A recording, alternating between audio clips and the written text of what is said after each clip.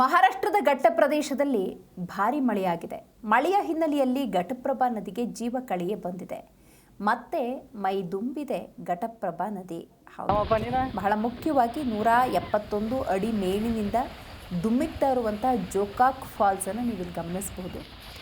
ಗೋಕಾಕ್ ಜಲಪಾತ ಯಾವ ರೀತಿ ಮೈದುಂಬಿ ಹರಿತಾ ಇದೆ ಅನ್ನುವಂತಹ ದೃಶ್ಯಾವಳಿಯನ್ನು ನೀವಿಲ್ಲಿ ಗಮನಿಸಬಹುದು.